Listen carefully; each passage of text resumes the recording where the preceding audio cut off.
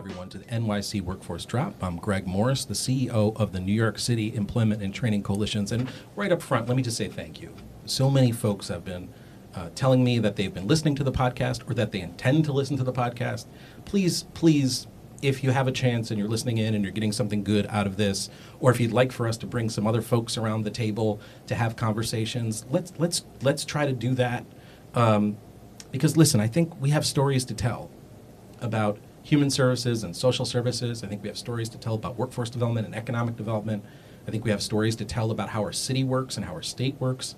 I think we have stories to tell about what it is that it means to be an elected official or to run a trade association. And today, we're going to dig into what it means to think about philanthropy.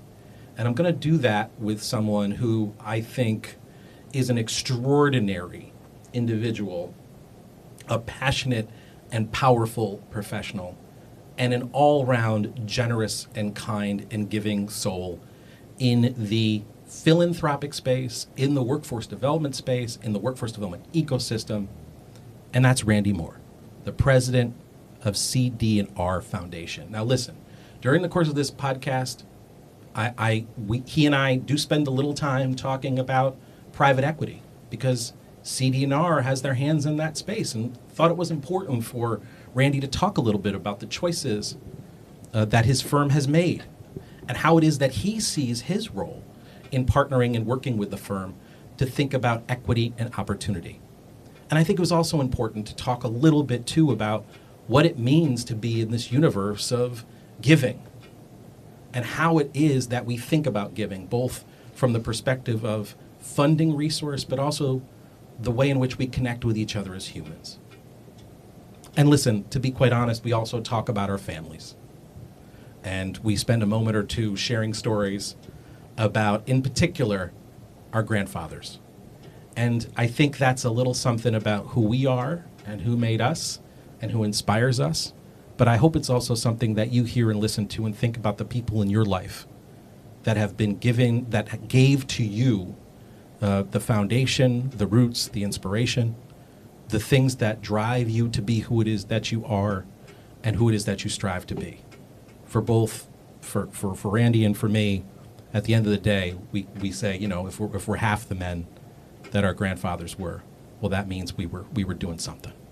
On that note, I am so grateful that you've joined us. Please join me in welcoming Randy Moore, President, CD&R Foundation.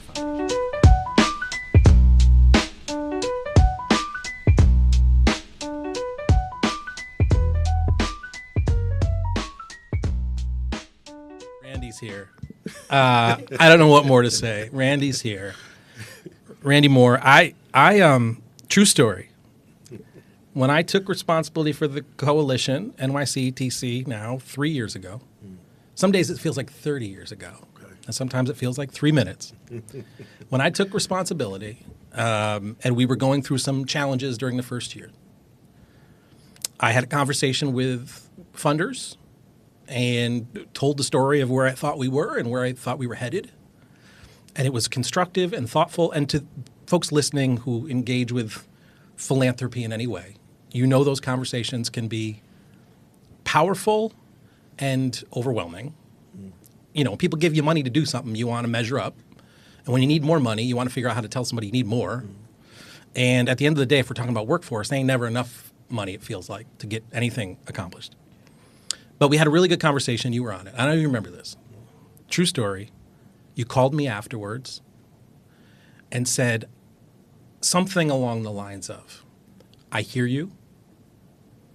And we were not in the same room, but you're like, I hear you. I see you. And I think we can do better. And I just want to tell you, Randy, as we enter into this conversation, that meant a lot to me. And I suspect people listening, if you've had any engagement with Randy over the years, you know he's a real one from the perspective of having, you've traveled across this country in different professional opportunities. You've built your skills and your engagement in a number of different ways here in the city. You're now global, for God's sakes. Half the time you spend in London at this point. And I want to talk about the difference, what BIPOC and BAME, we have to do that. But I just want to start by saying that I think those of us who are listening probably would want to start by saying thank you for who it is that you are in this space. And I thank you for being part of this podcast. And you are the first person who is philanthropy sort of centered that has sat across this table. And I couldn't think of starting any other way, because I think your idea of seeing and hearing has really, really come across. So, ladies and gentlemen, please join me in welcoming Randy Moore to our podcast. It's great to see you. Thank you, Greg. I mean, wow, that's I don't know how to what to say. And this is the end of the podcast. This is it right here. But no, Greg, look, I think while I really appreciate that, one, I feel like when we talk about workforce development and we talk about leadership and when we talk about playing our part, doing our part, whatever stakeholder group we represent, it is about listening. It's about seeing. And I do see you. And I think the workforce space, we see you, right, as a leader in the space. And it's not about you. You're trying to move mountains for others. And so while I receive that, I also feel like it is a part of what I should be doing, what we should be doing. And I also am fortunate to work for a firm that believes in our mission of equity through opportunity. And you can't have that conversation without talking about the leadership in the space. Thank you for saying so. What is private equity? I still don't know. So look, I didn't know either, right? Prior to coming into the space. And I just remember watching Pretty Woman, and I'm like, that's what Richard Gere did. That's what he did in the movie. And that's what he did in the movie. And if you remember towards the end, there was a part where he started to shift how he thought about building businesses because he had met Julia Roberts. I'm forgetting what her name was in the movie. It was just Julia Roberts. It was just Julia Roberts, right? But private equity, you have a fund, and you have investors that invest in that fund, and then you have deal teams, or that will purchase companies that may be struggling, and you work with those companies to make them better and to build value, and the investors will get a return on their investment, 2x, 3x. And generally, I mean, there are different investment methodologies, but most companies are within a portfolio for 5 to 7 years, right? And I think the key when we say private, these are not publicly traded companies. So you have some companies that will be private and go public, right? And they'll have an IPO, or you have some that are take privates, but that's generally the world of private equity. And the investment that you make, that you have made over the course of your career in supporting community, developing community, you've been in the workforce development space, the education space. We're going to rewind all the way back to Miami. Yeah. You as a teacher, we're going to rewind to that. But before we do, I just want to say, you are in a different universe right now, I would suggest, in this business model that has this philanthropic focus. How does it feel to be part of that? Is it still something you're feeling like you're getting your hands around? Is it something you feel we should be doing more of? What is it that you sort of gained or learned at this particular moment? Well, one, I think there are different ways to look at it, so I appreciate the question. I think for me, I'm thankful for the opportunity, right? Because to be in a role where you're able to support making a positive impact in the community is something that's really important to me, but it's also around the values by which or in which I'm doing that, right? And that to me is what's most important, because I think, we do see there are times where, and we've heard others talk about this, that a company may stand something up and, for lack of a better term, a window dressing opportunity, right? Yeah. And there isn't anything behind it. One, I don't feel like I'm in that role, and I'm not a window dresser, so that's not something that I would do anyway. And I literally said that to my company when I joined, right? And so do I think that there are thoughts about, capitalism and private equity and different business archetypes? Of course, 100%, right? And I often think about what can we do to do better, to give back, to help those who are farthest from opportunity. And so that's how I answer that question. And that's the equity through opportunity lens. The equity through opportunity, well, that's my personal lens on how I view it, In terms of our foundation and what we focus on, equity through opportunity, that's really thinking about opportunity as structural, because it should be a long-term point of view. So if we're thinking about, an individual that gets a job, I would say access is an event, mobility is a system. And so if we think about mobility as a system, then that means it can't comprise of only one event. There need to be multiple events. So that means that access is not the only kind of component, if you will, of mobility. And so when we think about equity through opportunity, we think about it through the lens of an ecosystem, right? With multiple stakeholders and multiple actors. I also want to say, Greg, we've only been in existence for less than 5 years. I think June will make 5 years. And I say this with humility, we're still earning our right to exist. So one, there are a lot of things that we still need to learn, that I need to learn in this role, right? But we as an entity. Two, I think that there are many components of working on equity through opportunity that we can't focus on. We're not large enough to do so. And even if we were and had all the money in the world, we couldn't solve it alone, right? So for us, equity through opportunity is taking that long-term view, realizing that mobility is a system with multiple events, multiple stakeholders.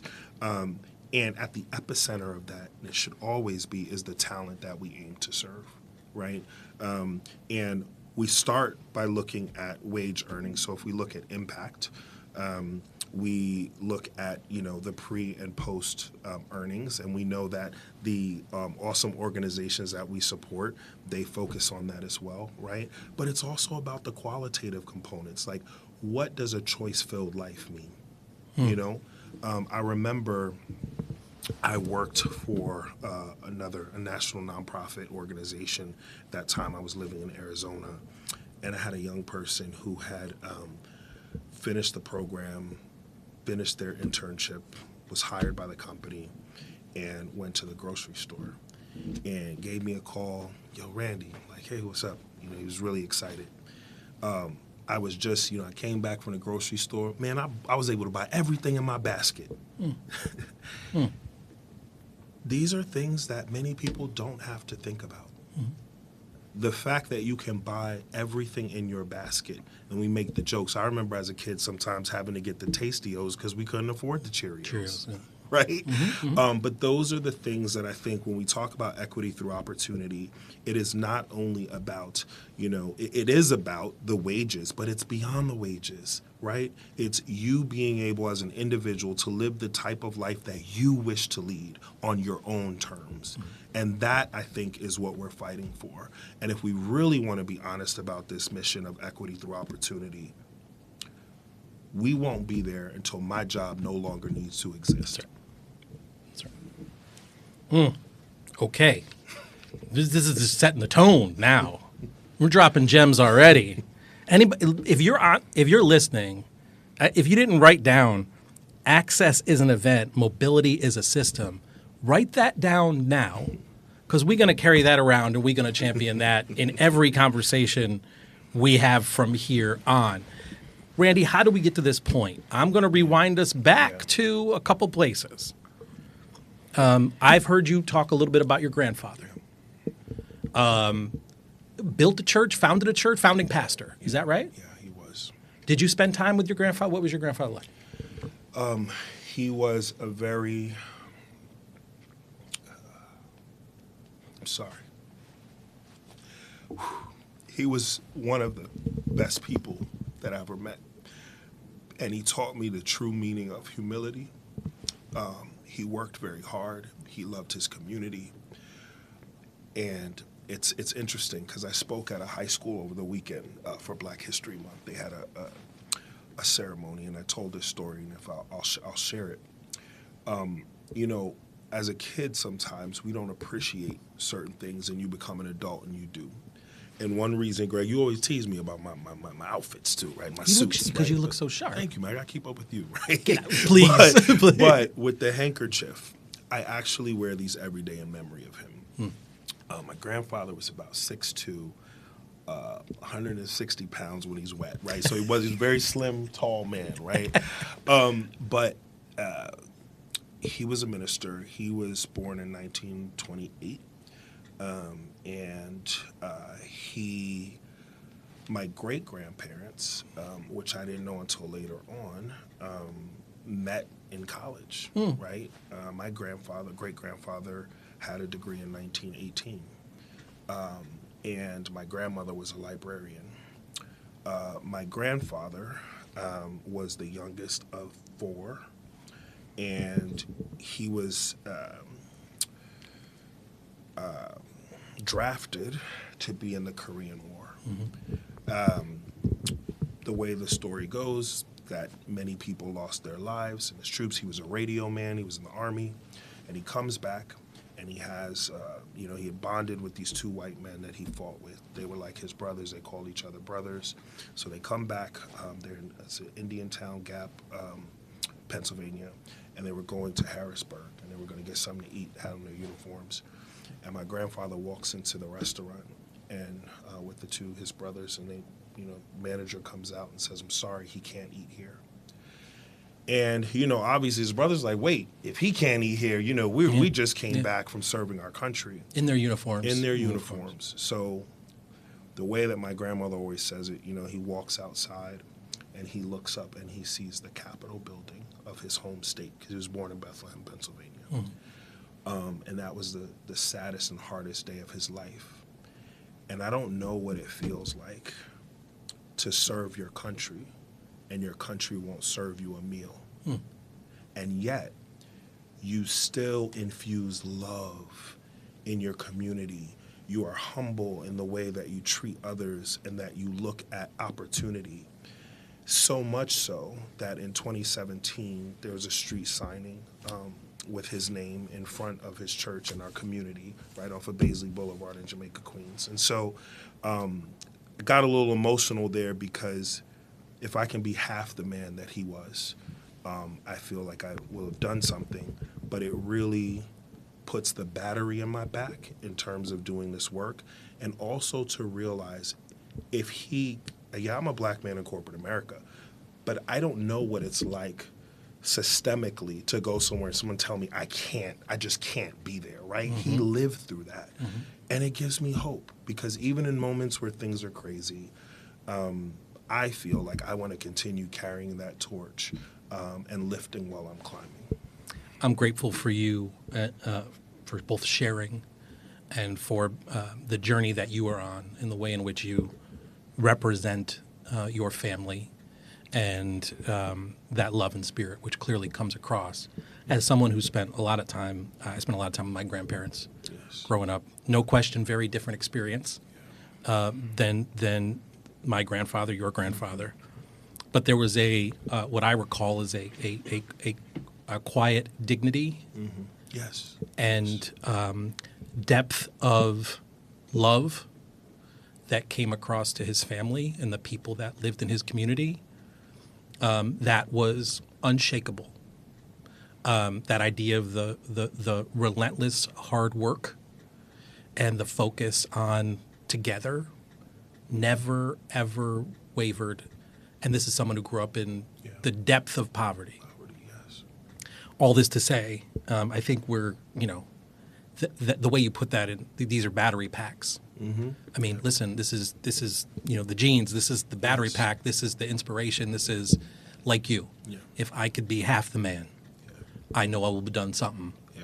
So I appreciate you sharing that. And I do want to add one additional thing, because I just thinking about, again, the steps you've taken along the way, the commitment that especially the black community has made to lift while any climbing is happening, to take care of neighborhoods and communities in circumstances where there has been nothing but disenfranchisement, undervalue, underrepresentation, but just the persistence to find a way forward is a demonstration of perseverance and character and something that is pretty extraordinary. And I think in New York City we benefit from that without Yeah. even acknowledging it sometimes. And also, I think that's true I'm guessing that's true across the country. And you have spent time across the country in a number of different stops along the way. Yeah. Yeah, no, I have. Before we move on, though, Greg, I do want to ask you a question. Yeah, 'Cause please. You mentioned your please. grandfather, and Yeah, I appreciated yeah. your sharing. What is something that you feel you carry from him, that you carry in your leadership and in your work? My grandmother had a great story. I don't even know if I heard it from my grandmother. I heard it from somewhere. That my grandfather was a builder. He liked to build things, Okay. fix things. He was the guy. You had something broken, he fixed it. He was always tinkering. He's a tinkerer. Yes. Always tinkering with something. A lot of grandfathers are like that, by the way. And he also had designs for making his house bigger because they had there's 6 kids in that family, and they had to make their house bigger. And if I understand this correctly, he didn't debate this with my grandmother. He just one day decided that there was a wall that they didn't need to have in the house anymore, and he just knocked it down. Now, the reason I bring that up, now, 2 parts. My grandmother apparently did not talk to him for a month after that. Okay. But the house didn't fall, because she thought the house was going to fall. The house didn't fall down. There was no debate and discussion. It just happened. But this idea of, I see a thing that's in the way, there's something about that resonates with me. Got you. Like, that thing doesn't need to be there anymore. So let's just get it, let's just not have it be there anymore. And I will tell you this, when I had a career at the Stanley Isaacs Neighborhood Center before this, and one of my all-time proudest moments, although I'm not sure everybody in the community would have said the same thing, is that I remember one day on a Saturday I came in, and there was a front desk that felt very institutional to me, the way it was built up. Yes. And one day I came in on a Saturday with not many people around and no older adults, just it was a space, senior center, institutional thing. And I took a sledgehammer and I knocked it down. Oh, man. And and people came in on the Monday and they were like, "What happened to that thing?" And I was like, "I ain't here no more." And I think I was channeling my grandfather in that Channeling your moment. grandfather. Yep. Thank you for sharing that, man. Thank you for asking. No, I love that because I do feel like we carry those narratives inside of us. We carry their power inside of us. And it's just interesting because sometimes we don't know it if we don't have these exchanges, but we see it in one another, right? And you see it in the work. And I think if we did this more, if we had more human conversations, I really feel like it would help to solve a lot of the challenges we're aiming to solve. What gets in the way of that? The human part. I don't know if I have the right answer, but I think vulnerability is some of it. I think that we are taught, culturally sometimes, societally, based on many different factors, how we're supposed to show up. I think there's also a lack of empathy sometimes, right? Like, do I understand one story? And maybe I don't need to identify to understand, right? And I think narrative storytelling is a big part of that, right? Like, that's why I asked you. I wanted to know, and it makes me understand things a little bit better. And I think if we could codify that systemically, we could change a lot. But sometimes it starts with just the conversations because there are people behind systems, right? And I think, we I say as a foundation, as a firm, we're apolitical. So it's not even about any political rationale, but I also think it's really just about humanity at the end of the day. And sometimes that doesn't sound business-like enough, or that doesn't sound systems-like enough. And no, but where there are humans who are behind these systems. So, so don't really have a full answer for it, but I think we get in the way of it. Well, I think, and just to reflect on that for a second, to say, I think, this idea of our humanity gets lost. Yes. Listen, we live in a city where if you walk down a block, you're going to see people living on the street. Yeah.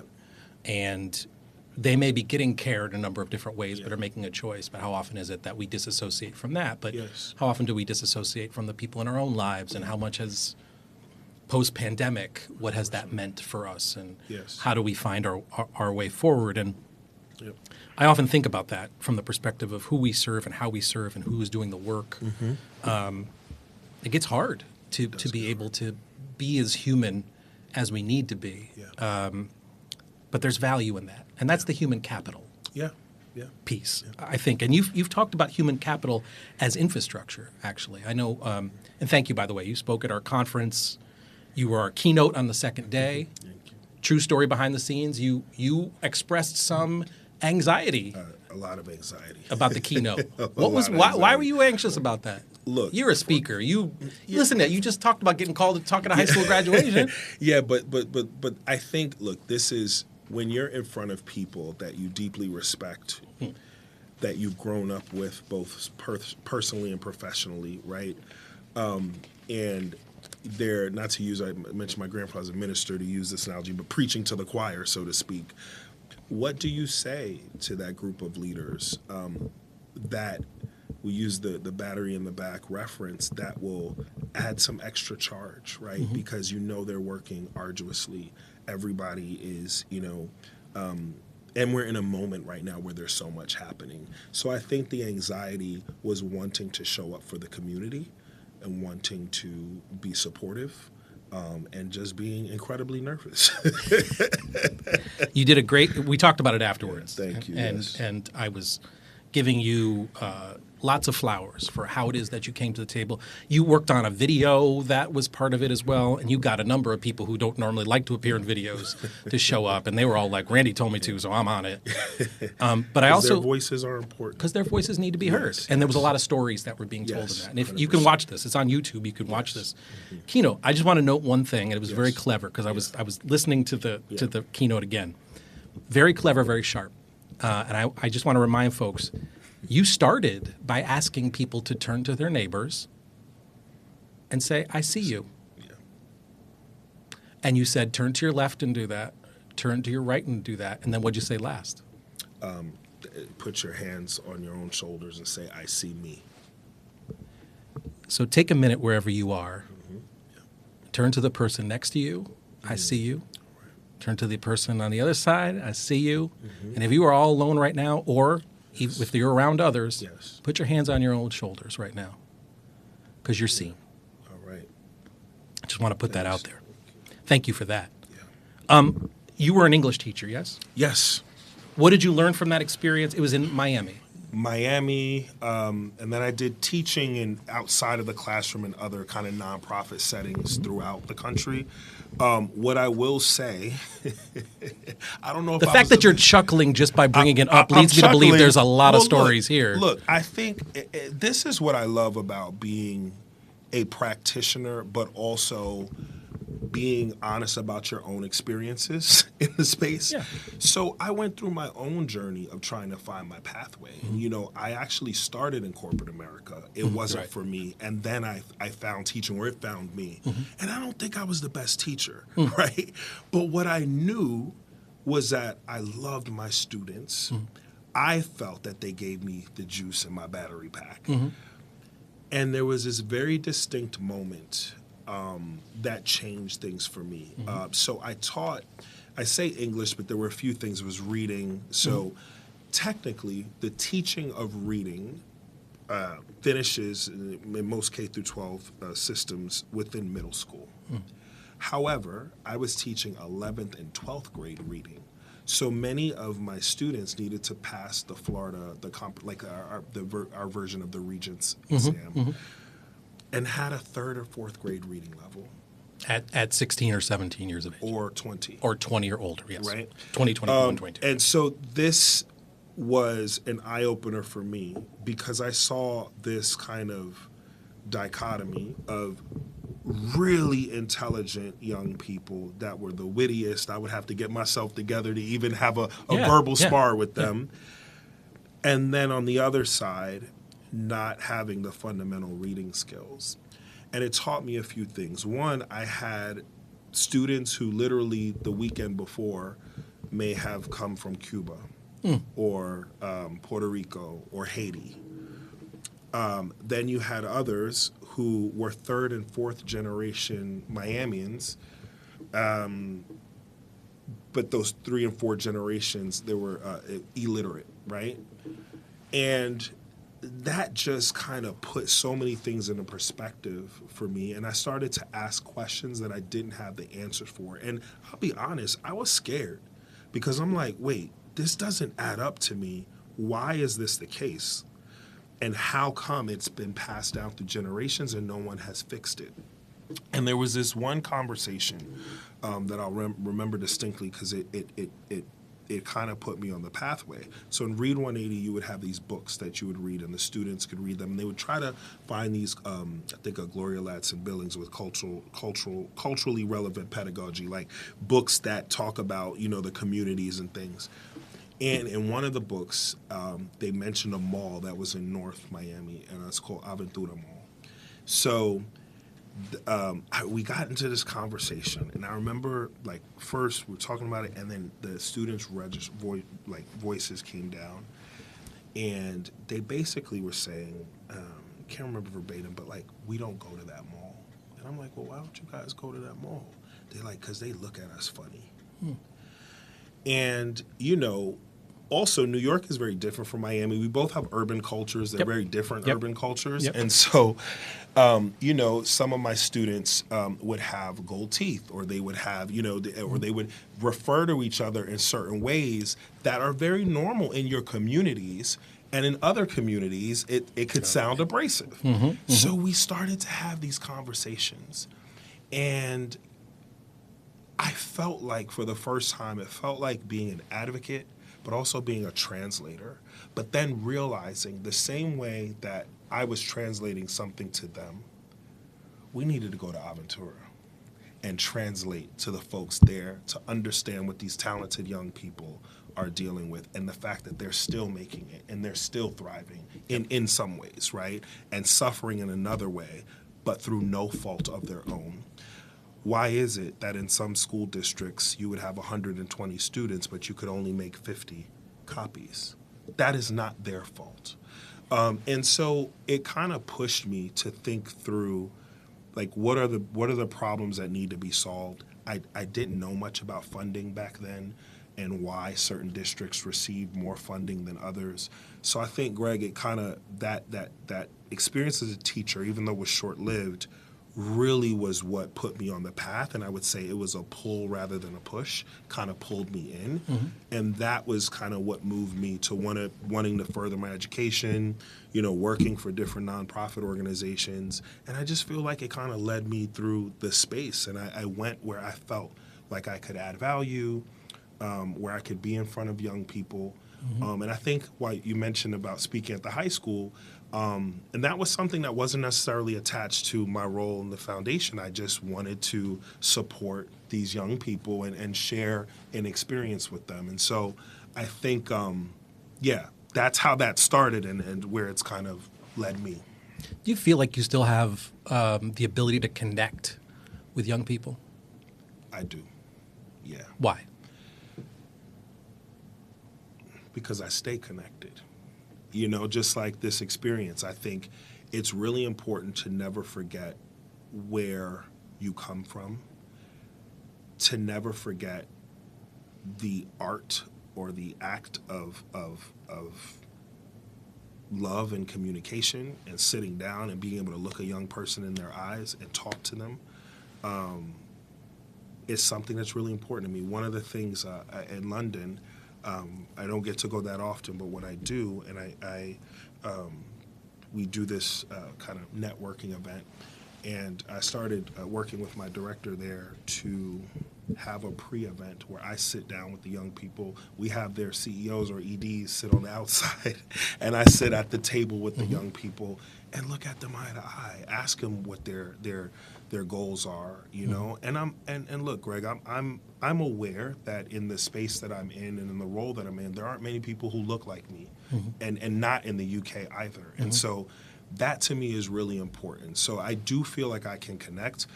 However, I do feel like the more that you begin to do more systems work, you're not in front of the young people as much. So I have to make it a point to be able to do that.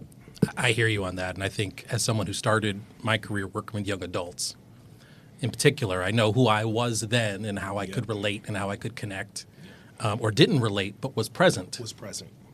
And I think I could still be that And one thing I learned about young people very early on, I think you probably would agree, which is they know a real one. They know they right know away. what's real.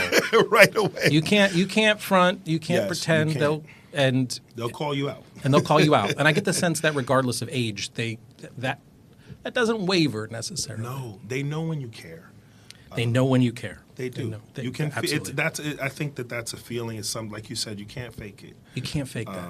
And I think they appreciate the ability to want to connect. And I think you said it. You said it best. Like maybe I don't relate the same way, right? I'm a different age now. Yeah. But the desire to connect. Yeah. That will always be there. Yeah. And I hear from you as well. I think something folks who are listening would say is the desire to connect is there, and the desire to fix or repair or bust up Yep. things that have gotten in the way Yes. over the course of time Yes. that seem relentlessly embedded Yeah. that benefit some and not others, and the commitment that will remain. And I wonder if you think about this, just how how agonizing it is to think that. How many years removed are you from that space? Yeah. And what has changed? Is it as much as you would want? Is it? Do you think about that? To me, there's some part of agony about knowing kids who were 16 who read at a third grade level, and I know there are still way too many 16-year-olds and 21 and 24-year-olds who read at a third grade level. We haven't fixed it. We haven't fixed it, Greg. We haven't fixed it. Wow, that's a deep question, right? I think the guilt that I feel sometimes is not sticking around long enough. Like I've moved around in my career. And, it's funny when you coach someone else and you say, it's about your giving impact wherever you can. But this question brings me back to the fact, there are some students you wonder, where they are now, and were you able to help support? And then there are those systemic things. You're right. Like there's still illiteracy. There are still districts where students aren't passing. There's also this piece around incarceration, right? And there are still statistics that unfortunately are proven to be true in some regards that anger me. Like, we shouldn't be able to tell by someone's demographic or their zip code where we expect them to be, right? That's something that I want to continue working on with others because we need to fix it. Fascinating moment before we got into this podcast. We had another podcaster in this space, an old boss of yours. An old boss of mine. Anything you want to say about that? Now's your that chance. Old boss, I know, right? That guy. Well, one, and I'll repeat it, what I said, I think he is a phenomenal human. I remember meeting him when it was my last day at Gutman Community College, and I was getting ready to move to Arizona to work on another social impact initiative there. And at that time, I was leading partnerships, and the president at that time said, "Hey, I want you to meet this young man who's starting this initiative. Potentially, we could do something here." And I got to meet Kalani. And he walks in, he has on this T-shirt, had the little circles on it. And actually, no, that was not the first time because he didn't have it yet. So I think it was like a plaid shirt, right? So he comes in, we met at Le Pen. I never know how to say that. No one does. And, LPQ. Right? Yeah, LPQ. And he expresses what he wanted to do. And I was like, this is brilliant. Yeah. And it was so interesting because throughout our careers, we kind of separated. He started co-op, started doing amazing work. And what I think was so brilliant about the idea, and he always said this, and I forgot which one of our presidents said this, the for us, by us. Oh, yeah. But he wanted to create something that was for students, by students, that they could, almost this idea of a co-op, right? Like you all own it. And then to come back years later and see what he had built and thoughtfully, partnered with our city and state institutions, which I think sometimes, and we can talk about that, Greg, get overlooked. Absolutely. And they shouldn't because they're chock full of talent. It's just amazing. So, yeah, I think Kalani is phenomenal as a leader and as a human and thankful that he had the courage and the audacity to create co-op. I thank you for sharing that. It was a pleasure to meet him. And the joys that happen in this work are the things that happen sometimes behind the scenes to get to humanity. Watching the two of you light up when you saw each other walking out of the booth Yes. was genuinely just a lovely thing. And it reminds me of our conference, not in 2025, but 2024. I watched you walk up to Jennifer Jones Austin, Oh, yes. who was our keynote, and blew the roof off the She place. did. We literally She just, Civic Hall exploded Yes. after she finished. Yeah. And then I see the two of you talking, and I think that was the first time you had met. That was the first time I had met her. I told her I had gone to a gala for, I forgot where it was, and I had heard her speak before. Mm-hmm. So I told her in that conversation, you had introduced us, and I said, you were phenomenal. And she's like, if you ask me to come, I'm going to show up. And she does. And this is a Yes, consistent yes, thread. I want to yes. do two things, and then we got to wrap up because I know we could talk more, and I hope that there's more podcasting to do together. Yes. But I do want to say a word or two because I'd love to know about your college experience. Yes. Wilberforce University. Wilberforce University. Can you tell us a little bit about Wilberforce? Yeah, so Wilberforce University is one of our country's first private-owned African-American institutions. It was founded in 1856. It is located in Wilberforce, Ohio, which is the closest city is Dayton. So imagine being a city kid going to Right. Dayton, Ohio. It's really outside of a small town called Xenia, which is like Tornado Alley, right? So cornfields. But what's really interesting, and some folks have seen, there was a new movie by Tyler Perry that talks about the first women of color troops in World War II. Charity Adams, the sergeant, she was a graduate of Wilberforce University. So I didn't know that at first, and then I had to do the research, and I'm like, wow, it made me Wilberforce proud. Where the Bulldogs is the There you go. but I think what is really impactful, and I think it speaks to humanity, and I share this a lot. Wilberforce was named after William Wilberforce, who was the British politician and philanthropist. And he was central to ending the transatlantic slave trade. And I think what's so interesting is to go to a historically black college or university and have it named after a white man who fought for the freedom and liberation of others. And so I think that is always a message in my mind of, what we need to do to work together to support one another. And it goes to my earlier point about you might not share the same identity, but you can share the same desired outcome. Thank you for sharing that. To wrap us up, I want to read from something I believe that you said at your keynote. Okay. And I don't want to miss this. You were referencing the road less traveled. Do you remember this? Yeah. It's M. Scott Peck. In it, Peck is you. In it, Peck defines love as the will to extend oneself for the purpose of nurturing one's own or another's spiritual growth. And you said that definition stopped you in your tracks the first time you read it, and still does, because it reframes love not as a sentiment or a soft concept, but as a form of intentional design. Yeah, and as an ethic. Tell me about your plans to continue to practice that. Yeah, I think love is a form of connection. I think this is a form of love, right? Like being able to talk about issues to move our community forward. I think it's talked about, mobility as a system. The lubrication is love to get those things to move.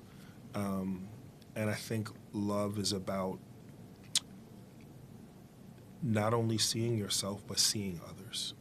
So the same way, Greg, I'm looking at you right now, right? I see you, you see me, and I think we have to do that to move that forward. Yeah, we all have titles, right? I work, I lead the foundation, but at the end of the day, I'm Randy, right? And what am I going to do to move the needle forward, And I believe that love is an ethic. It is not just a soft concept. And what that looks like is how we think about policy It's how we think about practice. It's how we think about investment of financial capital, social capital, all those things. Love. And that love is all about how we fix the pipes Yep. and how we take care of the people. Yep. Love you, brother. Thank you very much for this. This has been an absolute pleasure. Thank you, Greg. And Thank I you for expect your we'll be leadership. doing, thank you. I expect we'll be doing more of this because I think there's still lots and lots more to talk about. Lots. Yeah. You're a tough interviewer, though, Greg. Listen, you're asking me questions. I'm the tough interviewer. You're asking me questions. I mean, like. No, this was great. And thank you. And I mean what I say about the leadership that you extend in the space, and just I'm honored to be alongside. So I'm sending the love across the table. It's right back at you. Thank And you. to everybody listening, if you're looking for Randy's email, let him know. He'll pass it along. Thank you, everybody. Shout out to everyone listening. This is the NYC Workforce Drop. Randy, it's been a pleasure. Been a pleasure. Thank you, Greg. Thank you. All right.